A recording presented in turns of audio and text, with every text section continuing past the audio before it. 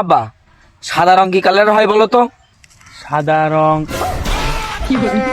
আব্বা, একটা কথা, মা ফর্সা, তুমি ফর্সা, দাদা ফর্সা, দাদি ফর্সা, ভাই ফর্সা, তা আমি এত কালো কেন? তুই যখন পেটে ছিলি খোকা, তখন তোর মা পানির বদলে মোবিল খেতে, বুঝছিস? ওই জন্য। আর কিছু বলবি নাকি? হ্যাঁ আব্বা, বলবো। বল। আব্বা, তুমি তো বলো বাপেরা সব জানে, জানি তো।